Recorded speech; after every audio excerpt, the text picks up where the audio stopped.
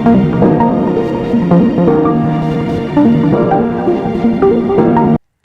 वालेकुम व्यूअर्स, आप सब जानते हैं मेरा नाम प्रोफेसर डॉक्टर फौजिया यास्मीन है और मैं एक कंसल्टेंट गायनाकोलॉजिस्ट हूँ। आज का मौजू है नए शादीशुदा जोड़े, उनको अपनी ये नई शादीशुदा ज़िंदगी जो शुरू करनी है उसके लिए कोई अहम मालूमात। ठीक है जी। वो मालूमात सेहत से रिलेटेड हैं, वो मालूमात जिस्मानी सेहत, मेंटल हेल्थ यानी अपनी ज़हनी सेहत और आपकी जो मनसूबाबंदी है ख़ानदानी, आपने जो बच्चे पैदा करने हैं उससे रिलेटेड, और पर्सनल हाइजीन और जो ज़वाजी ज़िंदगी है उसमें जो आप लोगों के प्रॉब्लम्स हैं उससे रिलेटेड है। तो हम इन सब चीज़ों को वन बाय वन टच करते हैं। सबसे पहले तो ये है कि ये बात समझना बहुत ज़रूरी है कि जो शादी है ये एक बहुत ही इम्पॉर्टेंट और एक बहुत ही खुशी वाला चैप्टर होता है लाइफ में, जिसमें एक्सपेक्टेशंस भी होती हैं, जिसमें आपके लिए खुशी के एलिमेंट्स भी होते हैं। आप नई ज़िंदगी शुरू करने जा रहे होते हो, तो इसमें एक चीज़ इम्पॉर्टेंट है कि आपने जो नई ज़िंदगी शुरू करनी है इसमें समझदारी के साथ और एक दूसरे को रिस्पेक्ट देनी है, प्यार मोहब्बत देना है और एक दूसरे को अंडरस्टैंड करना है। ठीक है जी।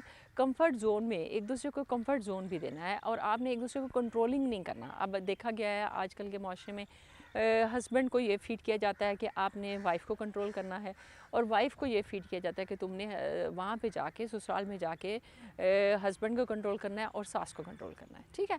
तो ये कंट्रोलिंग वाला नहीं होगा। आपने फ्रेंडली इन्वायरमेंट में रहने की कोशिश करनी है और इन सब चीज़ों को अटेन करने के लिए टाइम देना है। सो समझदारी के साथ रिस्पेक्ट दें, एक दूसरे को कंफर्ट जोन में रखें, एक दूसरे की जो लाइफ है उसको ओवरकम उसको कंट्रोल करने की कोशिश नहीं करनी। ठीक है जी।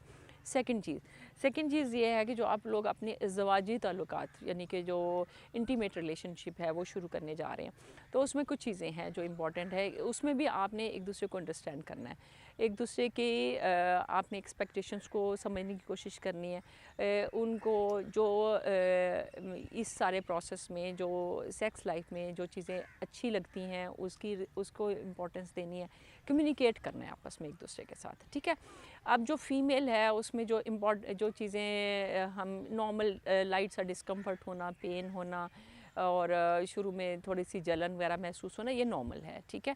लेकिन अगर किसी फ़ीमेल में उसको ये फ़ील होता है कि बहुत ज़्यादा पेन हो रही है और ब्लीडिंग बहुत ज़्यादा अगर स्टार्ट हो जाए, या फिर ये है कि उसको लगे कि अंदर ज़ख़म आ गए हैं, तो ये अलार्मिंग साइंस हैं। इसमें आपने अपनी गायनाकोलॉजिस्ट को रिव्यू करना है, इसमें वेट नहीं करना। ठीक है। और इसके अलावा यहाँ पे मैं एक और बात बताती चलूँ कि अगर सेक्सुअल कांटेक्ट के बाद या आपके ज़वाजी जो तल्लुकात शुरू हो रहे हैं उसके बाद अगर आपको फ़ील होता है कि जो प्राइवेट पार्ट्स हैं वहाँ पे कोई ज़ख़म बन गए हैं या प्राइवेट पार्ट में कहीं कोई फिंसियाँ बन गई हैं जिसमें पस निकल रही है, या आपको पेशाब करते हुए बदबूदार पेशाब यूरिन आ रहा है, या फिर बदबूदार कोई वजाइनल इन्फेक्शन है, वजाइनल डिस्वजाना से कोई बदबूदार पानी आ रहा है, तो ये जो चीज़ें हैं ये शो ये करती हैं कि आपको जिनसी तौर पे जो बीमारियां फैलती हैं जिसको सेक्शुअली ट्रांसमिटेड डिजीज़ कहते हैं, जिसमें मोस्ट कॉमन जेनिटल हर्पीज़ है। मेरी कोशिश थी कि ये वर्ड्स ना यूज़ करूँगी, लेकिन ये है कि ये मेडिकल टर्म्स में तो ये बहुत कॉमनली यूज़ होते हैं, यानी कि आम ज़बान में आप ये कह सकते हो ये ऐसी बीमारी जो कि सेक्स करने से फैलती है। तो ये बीमारी, इसका इलाज अगर ये इलाज ना किया जाए तो इससे बहुत ज़्यादा कॉम्प्लिकेशंस हो जाती हैं, ये वायरस की वजह से होती है।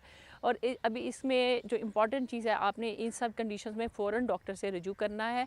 बर वक्त इलाज से हम इसकी कॉम्प्लिकेशन से बच सकते हैं और ये इसको कंट्रोल भी किया जा सकता है। तीसरी चीज़ ये है कि आपने अपनी फैमिली प्लानिंग करनी है, यानी कि आपने अपनी लाइफ में ये प्लान करना है कि हम अपनी लाइफ में थर्ड पर्सन यानी कि बेबी को कब लेके आना चाह रहे हैं।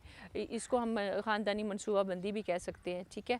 इसमें आप अपने दोनों पार्टनर्स ये डिसाइड करेंगे कि हमने बेबी कब करना है और कितने बेबीज़ करने हैं और दोनों में गैप कितना रखना है। इसमें ये ख़ानदानी मनसूबाबंदी के लिए डिफरेंट, अब तो गवर्नमेंट ने भी डिफरेंट सेंटर्स में ये फैसिलिटीज़ कर दी हैं। दूसरे नंबर पे आप ये हमसे भी रब्ता कर सकते हैं, जिसमें हम आप दोनों की कंडीशंस के अकॉर्डिंगली डिफरेंट मेथड्स हैं जिसमें हम अप्लाई कर सकते हैं। और आजकल की जो जनरेशन है उसमें उनका करियर का भी होता है कि हमने अभी करियर परस्यू करना है, अभी हमने अपनी प्रोफेशनल लाइफ को स्टेबल करना है, तो फिर हम प्रेगनेंसीज़ की तरफ जाएंगे।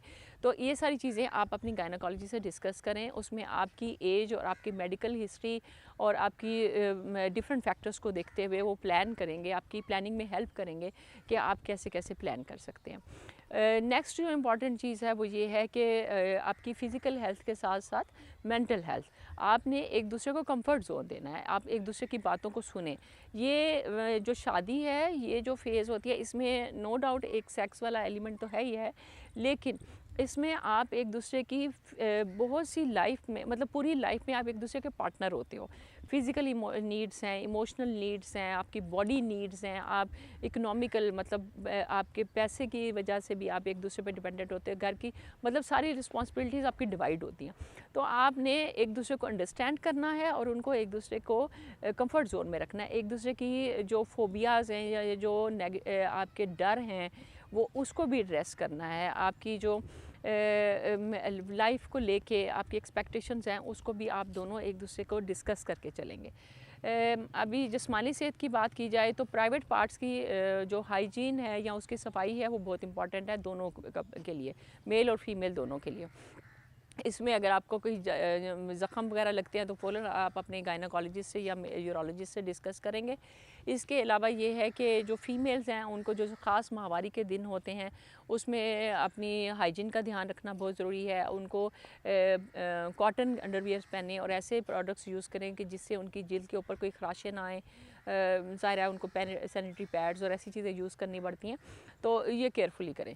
दूसरे नंबर पे अगर आपने हेयर रिमूविंग कोई प्रोडक्ट्स यूज़ करने हैं तो वो कोशिश करें आपकी स्किन को डैमेज ना करें। उसमें सेंसिटिविटी पैच के टेस्ट भी होता है जिसमें आप जिल्द पे अप्लाई करोगे, बाजू पे या फोरआर्म पे अप्लाई करके देखें। अभी तो जो कंपनीज़ हैं वो ये रिकमेंड करती हैं कि आप जब भी, बेशक आप जो प्रोडक्ट्स रूटीन में यूज़ कर रही हैं, जब भी आप इस्तेमाल करें उसका पैच टेस्ट ज़रूर करें। और इसके अलावा आपने यहाँ पे सेंटेड परफ्यूम्स और जो वाइटनिंग क्रीम्स जो आजकल मार्केट में बहुत ज़्यादा यूज़ हो रही हैं वो आपने केयरफुली यूज़ करनी है। हर जो परफ्यूम और ये सेंटेड परफ्यूम्स और ये जो सेंटेड प्रोडक्ट्स होते हैं ये कई दफ़ा एलर्जीज काज करते हैं। जो इम्पॉर्टेंट चीज़ है वो ये है कि आपने जो रेड फ्लैग्स अगर हम कहें कि कब आपने फ़ौरन अपने डॉक्टर को कंसल्ट करना है। अगर आपके ब्लीडिंग पैटर्न डिस्टर्ब हो जाए, मेंसेस डिस्टर्ब हो जाए, अगर आपको मिलने के फ़ौरन बाद ब्लीडिंग स्टार्ट हो जाए या बहुत ज़्यादा पेन हो, या फिर अगर आपको ऐसे वेजिकल्स या छाले बनना शुरू हो जाए, या पेशाब में बदबूदार स्मेल आना शुरू हो जाए, या वजाइना से डिस्चार्ज हो जाए, ब्लड स्टेन डिस्चार्ज आना शुरू, यानी कि ऐसा पानी पड़ना शुरू हो जाए जिसमें ब्लड भी हो, तो ये वाले पॉइंट्स हैं जिसमें आपने फ़ौरन अपने डॉक्टर से रिज्यू करना है। भी एंड में ये है कि ये जो शॉर्ट वीडियो है इसमें मैंने सब पॉइंट्स को थोड़ा थोड़ा टच किया है।